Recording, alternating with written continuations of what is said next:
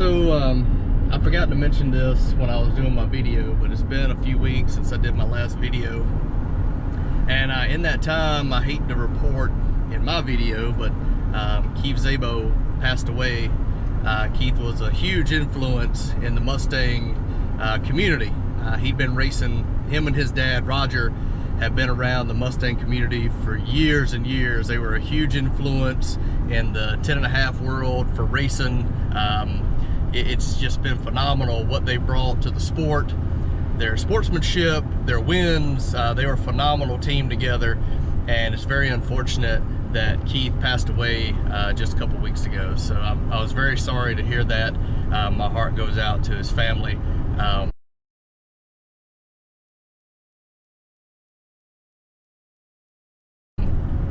What's the kind of interesting fact about Keith and his dad Roger is I got to meet them personally a few years back.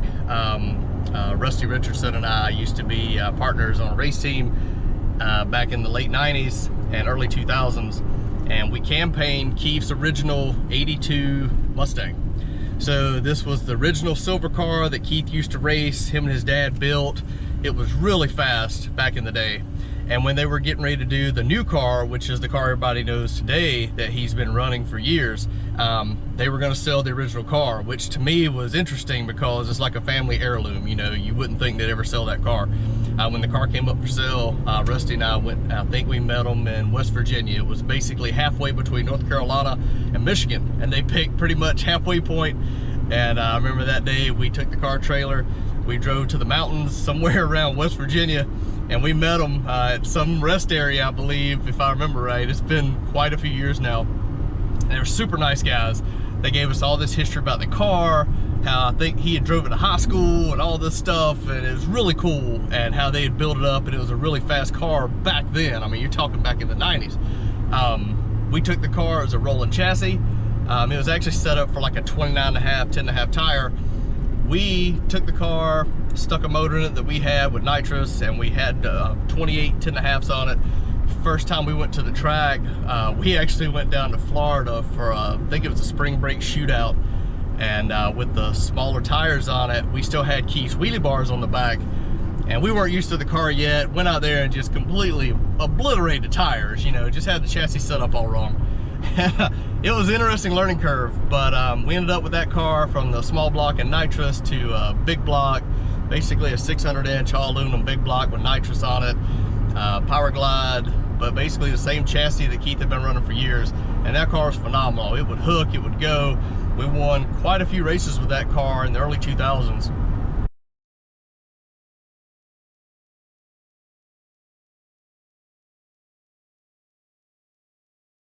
And just want to give a shout out to Keith and Roger and Keith's family. Just a great experience I had meeting those guys, and the phenomenal car they had built, their original car. It was just a phenomenal car. Just can't say enough good things about that family. Again, my heart goes out to them. Just want to give a quick little recap, some history that you may not have known about the car and them. Again, hate to hear it. I do have video footage of that car. Unfortunately, it was way back in the day before digital cameras, so it's on VHS. Back then I didn't have a YouTube channel, so what I have to do is figure out if there's enough interest, just let me know, and I'll see if I can get all that converted over to digital somehow, and I'll try to upload it into a YouTube video. Maybe I can compile a lot of those races and things that we did back in the day. And like I say, if there's enough interest, I'll go through the trouble of trying to convert it over and upload it and put it together in some kind of compiled video. But we did a lot of cool stuff back in the day. I want to say that car back then, you know, this is like 2000, 2001, and those, somewhere between 2000 and 2003. I can't remember the exact year, but we were campaigning the car. And we ended up going like 520s with that car back in the day on a 28 10.5. And I think we eventually put 29.5, 10.5s back on it. But like I say, I'm old, I'm 48 now. It's been a long time since we did that. But that was with nitrous, way before turbos and supercharged were such a big thing. Everybody was running big blocks and nitrous back then. Nothing like it is today with the technology and turbos and stager controllers and boost launch controllers and all this stuff. So it was interesting times. Again, maybe I can pull some of that footage from my VHS tapes, convert it over. It's really cool stuff we were doing back then. fast cars, you know, basically back then if you're going mid to low fives, you were pretty much top of the pile. And we'd go to tracks like Shady Side, and it was really neat back in the day. So anyway, just want to give a shout out to Roger and all of Keith's family and everything, and very sorry to hear what had happened. I haven't done a video in a while. Just been a lot going on. I've not really been inspired to do a video here lately. There's been a lot of crap going on in the world. I won't really get into that here. This is not what this platform's about. This platform's about cars and technical stuff. But let's just suffice it to say that ever since my dad passed away, I've not been inspired to do a lot of stuff with videos and cars. And it's just tough. It's tough. People in this world lose sight of what's important. And what's important is your health and those that are around you, whether it's your family, your friends, whoever. But you know, when you're by yourself and those that you love are not here anymore, you really take notice of that. So you need to find out what's important to you. You need to hold on to it. You need to be appreciative of what you got. Internet, Facebook, Instagram, all that, they might seem important, but they're not. I mean, they're really not. It's a status symbol. It's a check mark on your book. It's just trying to be popular like somebody else. Who gives a damn? Nobody. I mean, really. These people don't care about you at all. They don't. Nobody cares about you on the damn internet. They don't. Unless there's somebody you actually know. They don't care about you. So I wish some of my own friends would get that. They would understand that. I started a social media platform. My original one was YouTube, which we're on right now. And it was for stuff like this right here. I've been drag racing since the 90s. Way back then, I had a really rough YouTube page. I mean, the content wasn't very good, didn't have HD cameras and things like that.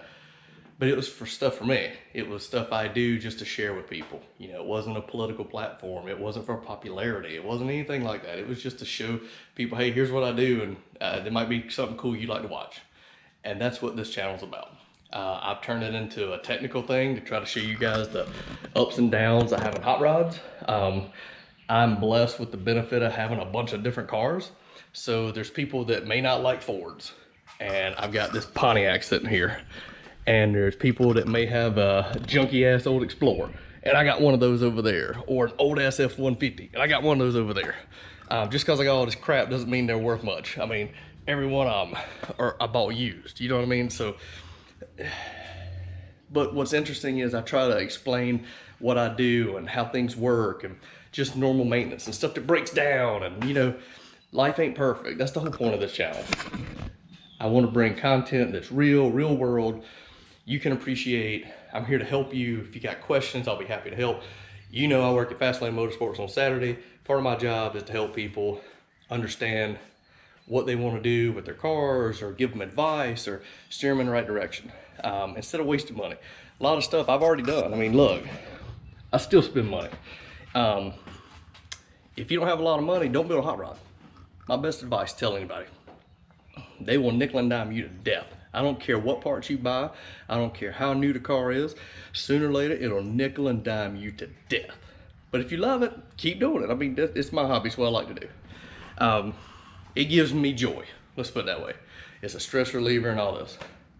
But other than that, if you don't love it, don't do it. It'll be a stress thing. It'll bring you down. It'll take every bit of your money. I guarantee it. Get you something stock, leave it alone.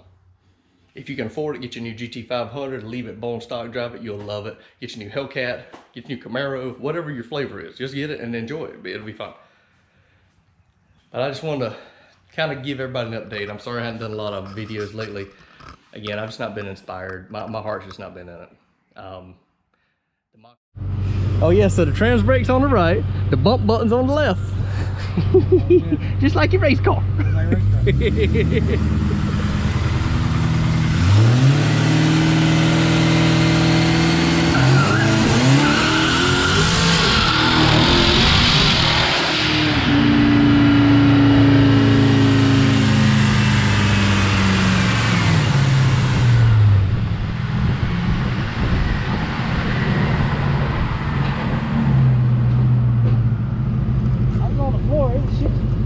Yeah, shit.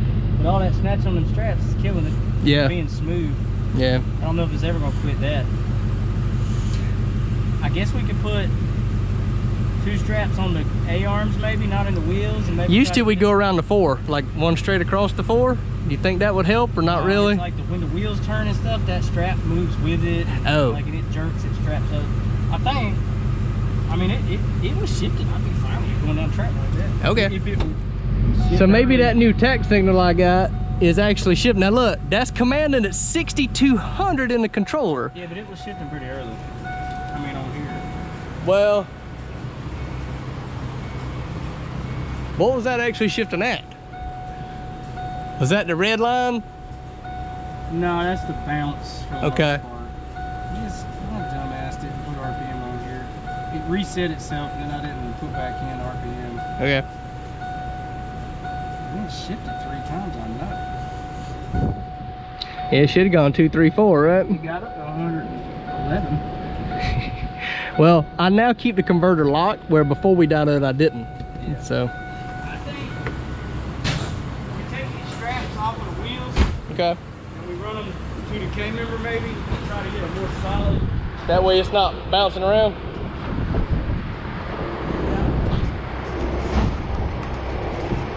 And I won't use the trans brake. That gets it bouncing around the back.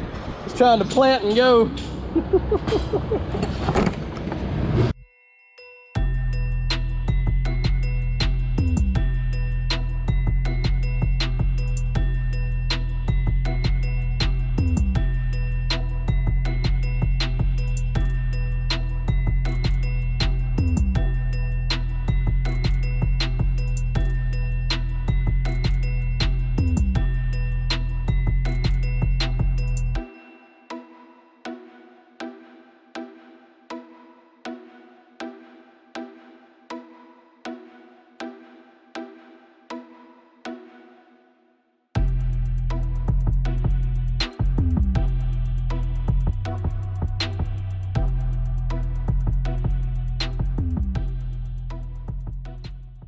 Speed like you normally, like what's the 8 mile speed? It runs 120. It runs 118 to 123 into 8, and it runs 147, 150 into quarter. And it wobbles into 8, right? What do you mean? Like it, whoa. Oh yeah, it's at that If I from. go 130, 140, you know, we should know. Oh yeah, bro, you can run 150.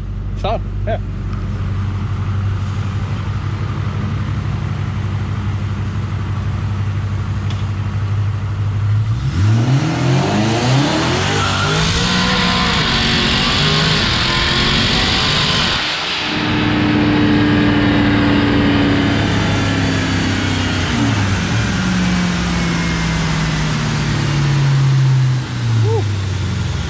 Smoke. It smokes a lot on diesel, and I was gonna ask you. While I was dead in it, and it's still pulling, before it broke up a couple times, air fuel's dead on 18 on this gauge.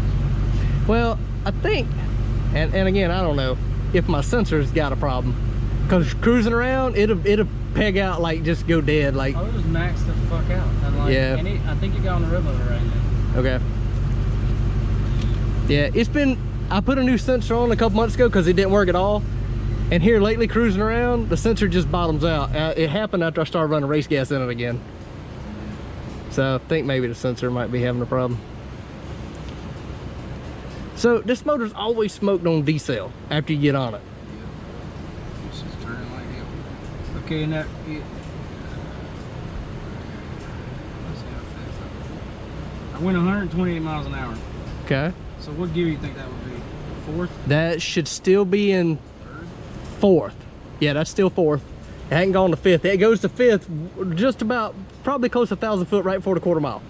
Alright, so if that's 4th, and it's short shifted first at 5,900. Okay. And second, hung on the rev limiter, which I heard it do at 7,400. Okay. Then it flattened the floor, I never lifted it. It shifted 6,200 in 3rd. And I got up to 5,800 in 4th. Okay. And it's supposed to be 6,200 every gear. So why did it miss the 2-3 shift? The missing and shit that it did, almost certain was during this non-shift for the 2-3. Okay. So that's second, 3rd, 4th. So you think I was in 4th right now? Yeah, when you lifted, if you were 128, you were in 4th gear. I was 128 on here. Okay. Yeah, because it clicks into 5th gear near the end, 3/4 away before I'm at the 1/4 mile. Yeah, I mean, I don't know, man. Everybody's gonna say valve seals on the D-seal or something. Okay. Put some mystery oil in there and let it swell the damn valve seals up. I'm serious. So you think that's just in the heads on the D-cell? Ain't got, because I had the turbos rebuilt and still, I thought it was the turbos, but turbos are brand new. I'd like to know why. I mean, I'd like to have known the air fuel while I was doing that. Yeah. But I ain't getting nothing now. I reckon I need to do one. It shifted pretty good. It definitely shifted to 3.4 early as hell. It shifted to 3.4 at 6,200. And it shifted to 1.2 at 5,900. Okay. The 2.3 did not shift, so you need to make the 2.3 lower. And like I say, they're all at 62. Every one of them's at 62. I know, but it was spinning in first, which meant it kind of got to the 2.3 early, which is fine. But why would it miss so high between the other one? It had more time on the other ones because it won't spinning. If it's spinning, it don't have as much time to do what it needs to do. Right. But like the one, like it didn't RPM drop at all on the 1.2 shift. The 1.2 shift was at 60, at 6,000, 59.55. It dropped to 57.76. That's it. And then it went right back up to 7,200 within half second, 3/4 second, because it was spinning. If it ain't spinning, I think it's going to shift right now. Okay. So leave it alone. If it ain't spinning. All right. So you think the breaking up problem I had before? See, I had the shift points before at 6,700. So I just lowered 62 just because. Have you been to the track since this has been fixed? No. Like yeah. But when I went to the track with your dyno tune at 3,800, it ran fine, but it was running low on fuel. I fixed the fuel, I went back to the track, and like a dummy, I put the 6,700 shift points in and it was banging. So now I put them at 6,200, you say it's shifting better. I just watched it shift at 6,200. All right. If you can get past, even if it, the rev limiter like it just did. Just a little bit. If you can get past that and it gets the RPMs drop down and starts pulling, you should be able to go down the rest of the track without it smooth going and not knocking my head back and forth. Fuck it, if it did it one gear, you'll drop that one gear down. Yeah. But it should not do it the whole track. Okay. You're watching it shift. Okay. And it's on power when it's doing it. Fuck, it's making more than it did before. 920 something. Yeah. Last run I got on it's 880 from the time before. Okay. I mean, the only other thing we can do here is stick up my wideband in it, lock it in 4, and actually make a pull like normal. Yeah. Just to feel it in one gear. Yeah. And know that wideband is not accurate. And it's really fucking 18 to 1. Yeah. Doubt it's 18 to 1. It wouldn't look like it looks. So I think we should stick the wideband on it and get we're here, at least see if that's totally fucking wrong. Okay.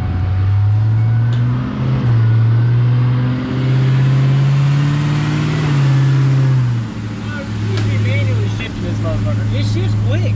Oh yeah. You should be manually shifting this and not even fucking worry about that crap. I'm not playing.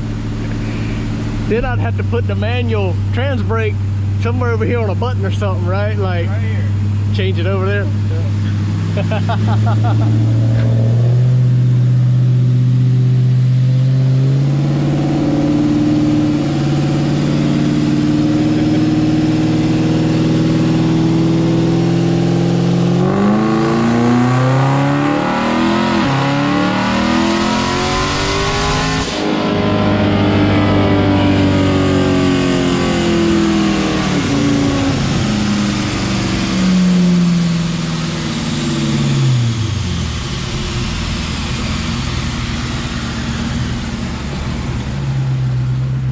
Trying to read the boost gauge, but it was somewhere between 17 and 19. It started breaking up on its own right there at the end, but it may have been the rev limiter. I don't know. What was that? The torque converter locking? Is it like it shifted? It may have been. I think it locked. Probably locked torque converter. You can see where it pulled it down. Yeah. It started missing right there at the end. Yeah. And that might be what it's doing under a load then, huh?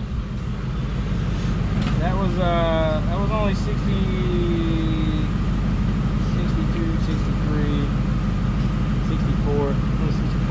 64 what mile per hour, because if it was about 140. Yeah, so it wanted to go to 5th gear, so that was the rev limiter then, right? No, rev limiter 75. Not 62 unless it's coming on early. Okay, so that is the breaking up problem then. Pretty normal on here.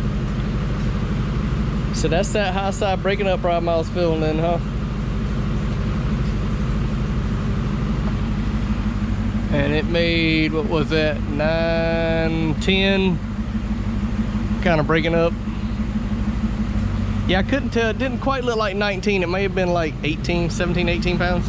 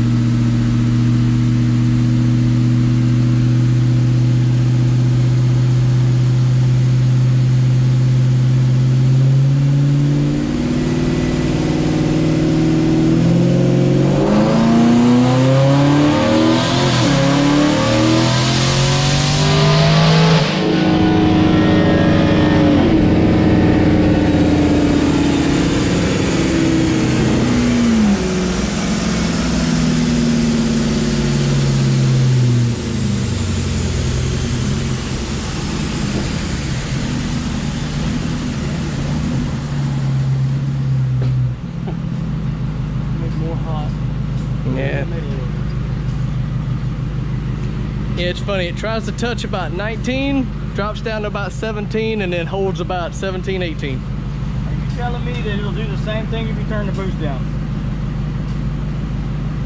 Yeah, well, see, this is the street tune. So if I turn up a little bit more, like at the track, I try to turn up a little bit more, so. That was 6,600, didn't bring up at all.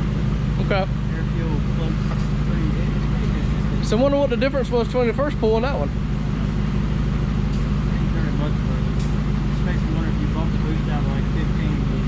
Will it be better? And see, that's why I was asking you, do you think that's something with the valve springs being weak? That's where it would happen. Right.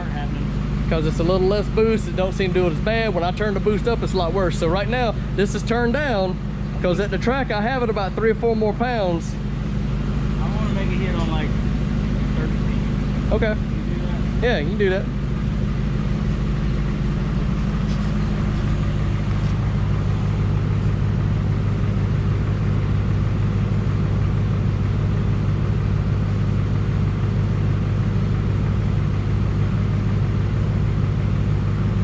Yep, pretty much it. 13 on the gate should be roughly real close.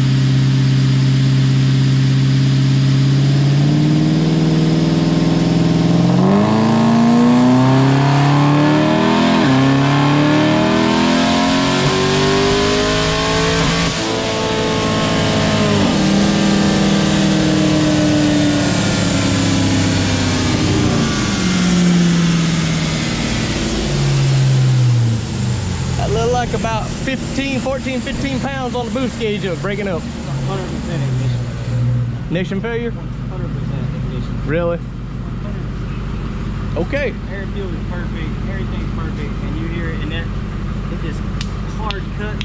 Yep. 100% ignition. Not blowout, but like ignition failure of some sort. Failure for a revolution or two. Okay. Of everything, not one hole. You can look and see how much it drops, and almost 100, so I guess that would put it as one hole failing. Okay. One wire, one coil hole, one plug, something failing. Well, the wires are new, the coils are new, the plugs are new. You understand that you would have smart coils and no ignition issues if I had a Holly. I know. I know. You keep telling me this. I will help you. Terminator X. That's what you want. Dude, those are brand new coils and brand new wires. I don't care. You wouldn't have wires no more. So you think it's a ignition problem again? Actually, you would have wires on your smartphone. That is 100%. It's like we've gotten the coils hot enough that it's breaking down. Okay. Which I don't understand. I guess when you're doing more than one gear, maybe it comes out. That is one whole Dyno. Okay. Everything looked perfect. Air, fuel, all that stuff. Unfortunately, I don't have a way to tell which hole. No. Well, Yeah. you wouldn't. Nothing's gonna tell you that anyway. IDS won't read it while I'm wrong. All right. So Here. it's Sunday morning. Yesterday I was at TTSaleen with Caleb trying to diagnose the TTSaleen. which we diagnosed a few things and we fixed it. One of the first things here, which made me really mad yesterday, was this N2MB wide open throttle box. Now what I want to do is I want to show you the manual here. So it's the manual, comes with it for 96 to 04, okay? Because I'm all about the technical information here on this page. So this page is supposed to give you information about cars and how I can help, things that I run into personally. So it's not always what the instructions say. So right here, it clearly says in the wiring scheme, there's a blue wire, a yellow, green, a red, and right here is where it gets confusing. There is a black, which is bundled with an R&B, which means a red and a black pair, okay? Well, this is an older thing that you print off on the website. Well, in their actual harness, what comes out of their pair is actually a red and orange, okay? You see that, right? Red and orange. It is not red and black. But anyway, their instructions say red and black. Okay, now, this says that the red goes to red for power. And then the black, again, goes to the other side to the ignition coil. Well, the black in this case would be the orange, right? You have a red and you have the other color, which was black. In this case, it's gonna be red and orange, right? Okay, makes sense. Red and orange. So red goes to red. Black or orange in this case goes to the ignition coil. So, the way you take this, come over here to the motor, you split the wire where it would go into here. You have your red wire going to power, which goes here, and you have your orange wire, which would go down to the coils, which is there, okay? That's how I wired it. The car would crank, but the car would not two-step, no matter what, wouldn't two-step. I talked to this guy at N2MB. He would not pick up the phone and talk to me. He wanted me to text him back and forth, and he'd send him emails and screenshots and all this crap, back and forth, back and forth. He said, your wiring's wrong. I said, dude, I wired it just like you said. Starting to really make me mad. After 20 different screenshots, I said, look, there's obviously something wrong here. This is your box. I run your same box in my Cobra. It works fine. It's not working in his car. He was no help. I went right by his instructions. Didn't work. I get up there to Fast Lane yesterday. Caleb goes, well, have you switched those wires around? I said, no, because that's not what the instructions say. So what does he do? He takes these wires. He basically switches the orange from the coils to the power and the red from the power to the coils. And the car cranks. I'm like, okay, well, that's interesting. He said, try the two-step. It works. I was so mad. So this whole time, under my nose, I could have fixed it. But I didn't because the instructions didn't say that. Right here, clearly, right there. So that means one of two things. His instructions are wrong, which was possible, or the instructions are right, and my wiring harness, where it's soldered to the circuit board on the inside where they make the connection where it goes to the circuit board, is wrong. Either way, on my car, the wiring is backwards. The orange is power, and the red goes to the coils. And hooked up that way, the two-step works fine. Now what makes me really mad is I spent a whole day, almost 2 days, here at the house, making this relay for the trans brake to work, and it didn't work, and I thought it was my wiring. Troubleshooting it, I hooked to the clutch pedal where it is now, and it wasn't working. But now, so I'm still hooked to the clutch pedal, I can push the clutch down and it'll two-step like a champ. It's just really aggravating when stuff doesn't work like it's supposed to. All right, so what I'm doing now, I'm in the black car, as you can probably tell. And yesterday, I was with Caleb at Fast Lane, and we were trying to figure out my two-step, why it didn't work. And like I said previously, the instructions were wrong, the manual was wrong, and the guy who built the box was no help. Basically, the orange wire that's supposed to go to the coils, and the red wire is supposed to go to power. That's clearly what his instructions say. It didn't work. So Caleb just said, let's just switch the wires, see what happens. We switched the wires and went to two-stepping like a champ. So I don't know if my wiring harness was backwards, the way they built it in the board, in the connector, whatever the case may be. If the instructions are right, then my harness was built wrong. But we got it to work. So today, I want to show you what it looks like. This is the software, N2MB software. So what you do is, the box I've got mounted up in here, this is the cable for it. I've just got it permanently attached to make it easy. You hook it up to your computer here, like so. And then you turn on the car. The blue light comes on there. And then you go into here, drag your mouse over, and you say,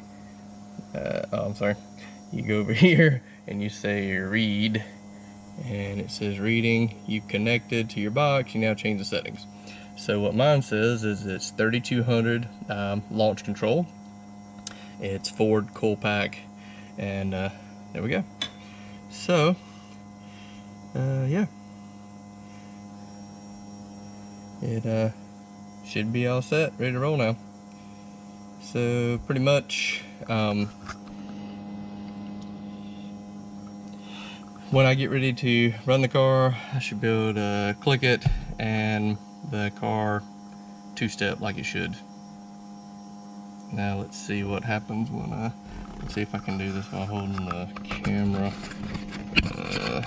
Put this here, put this here, like that.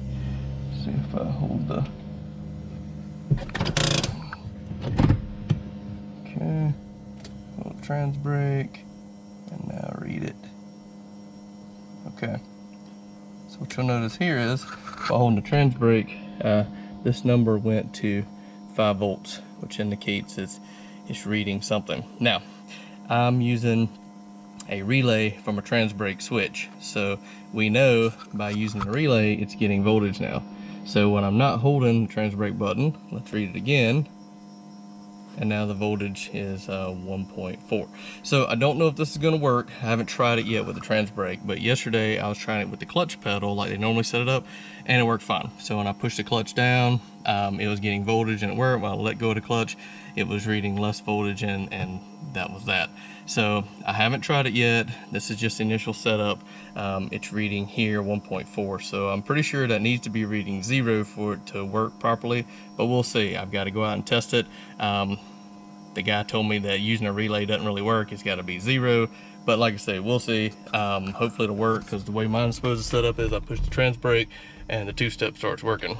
So if it does, great for me. I got it figured out with the 6R80 here, and quick 6 and the boost leash. But anyway, that's where we are. That's a quick video. Just want to show you what it looks like. Okay, so quick clarification. So I do have it hooked to a relay with my trans brake here, and I've got my boost leash here, my quick 6 controller. So I put this in drive like I'm gonna be at the track, and we come over here, and you see right here it's showing voltage, it's showing 1.5, but it says up. Clearly it says up. I click read, it's gonna read this. It says 1.47, and it says the clutch is up, which like means going down the track type thing, so it shouldn't be any two-step. So if I rev it up, it shouldn't hit 3200 on the cutout, right? Okay, good. So now I'm gonna hit the trans brake, and while I hit that, watch this controller. See, it changes, that means I'm on the brake. You come over here, and I gotta hit the read button, so bear with me. I hit read, it's reading the data, and now look, the actual clutch position says down 5 volts, which is exactly what you want. So now when it says down, then it should activate the box and go through the circuit, and it should go to 3200 on the two-step. So now this tells me that my relay should work perfect. So what it's doing is, when this is up, the voltage isn't going through the circuit, and it will not activate the two-step. Okay? When it says down and 5 volts, that means 5 volts is triggering the circuit, and the two-step's gonna activate. So now I know when I go to the track and I get on the trans brake, this thing's gonna two-step like a champ at 3200. It should cut the cylinder activations from all 8 cylinders at one time and getting up on the converter real hard to 4000. It should allow this not to push through on the trans brake, which should help me dial in the boost and the launch and all that I've been trying to do all year and last year. And now that should maybe help me be more consistent on the launches and get this car to 60 foot like it's supposed to. There's still more trial and error. I have to play with the launch at boost and ramping it in and all this, but hopefully this will allow me to play with it a little bit. I'll start off low at 3200, see what the car likes, see how it launches, and depending on what track I'm at, maybe I can raise that up, maybe not with a 6R80, I don't know. But I'm gonna start out at 3200, see what the car does with that, depending on how I launch and leave, and then ramp in the boost from there. Skip that real quick. On the way home yesterday, Car's overheating. Just started heating. Like, as long as I'm going, it stayed about midway on the temperature gauge. I get into town, had to stop by the store. When I come out, I noticed the car was kind of hot. As I start driving, it doesn't cool down, like it's staying hot. I get home, pull over, open the hood to check it, and the fans aren't running. And the car starts bubbling fluid out. Not happy. So this morning I come in here, turn on key, check everything. All my maxi fuses, which are under here, are fine. There's a fuse here that goes to the fan right here, and it's fine. So I said, you know what? Let's just try the basic way. Do the fans turn? Stuck my finger in there, I can turn the fans. So now I got a wire hooked up directly to feed battery power, and I want you to see this, check it out.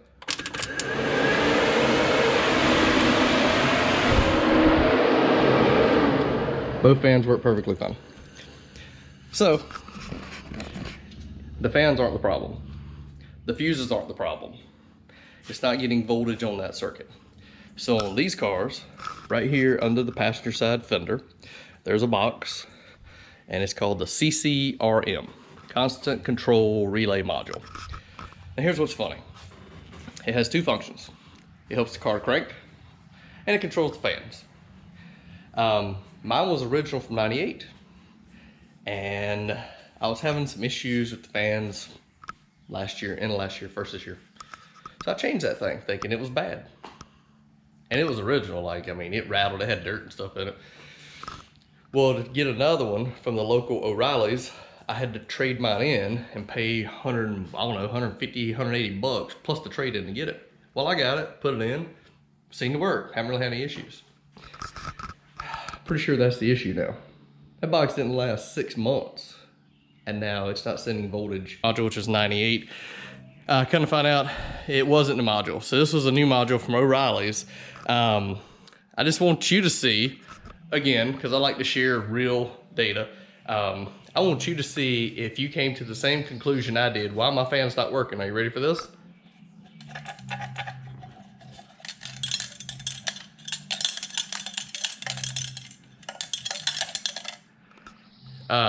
I don't think it's supposed to be doing that, do you? So apparently something in this module has blown apart, and that's why it's not sending voltage to the fan. I guess is how you say that. Car done. Maybe it's car done. It better be done when we put this thing all together. But this is the part number they got us what called for this car. So we're about to take it out of the box and check it out. Just to show you what it looks like. Unboxing.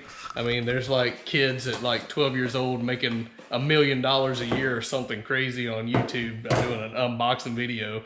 Obviously, I took a wrong turn in life and went to school for like engineering crap and struggle, you know what I'm saying? Who knew you could do an unboxing video and make money? I missed the boat, obviously. Anyway, neither here nor there. All right, so here's the module. You can always tell an aftermarket because the Ford modules don't come with bolts in them like this. They're like pop riveted together and on the ends here, and then the screws actually hold it in there. So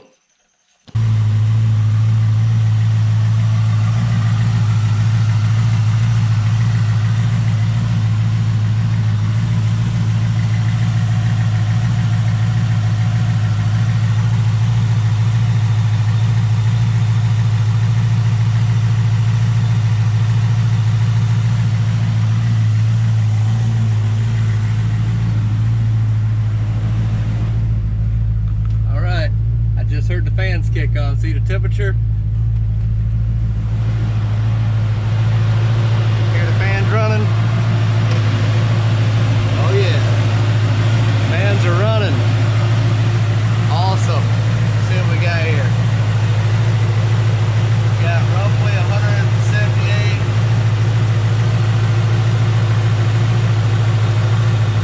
About 181, 182, 184. And this is probably off just a little bit. It's just normal.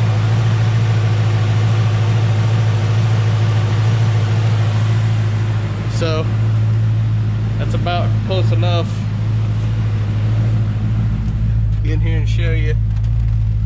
It's about just about right under halfway there on the gauge. And that's about normal for this car where the fan should come on. So now we know that the CCRM was definitely the problem keeping the fans from working. And now the CCRM is replaced, the fans work. It was the cost control relay module was the problem keeping my fans from working. Now the fans work, we're good to go with that part. The only way to know for sure if the car is going to run right at the track is to go to the track. So stay tuned, I'll have some more videos up soon, but hopefully this explains the CCRM module, what it does. My car would still crank and run, and actually ran really good. It made 926 horsepower on the dyno. The only problem was it had this weird intermittent miss, which still may be part of the problem, and it could be the injectors, injector driver, who knows. But at least we've identified the CCRM module was keeping the fans from working. The fans work fine now, as you can tell. The temperature's going down like it's supposed to there. See if I can get you a little better view. But everything else looks good. So yeah, I'm pretty happy with that repair. So stay tuned, we'll have some more car and tech videos coming up. Like I say, the whole purpose of the channel, bring information to you, real world hot rodding, what goes up and down with having a hot rod, and just diagnosing crazy problems where it shouldn't have. That CCRM wasn't just a few months old, but about $130 later, it's fixed. I'm happy. Stay tuned.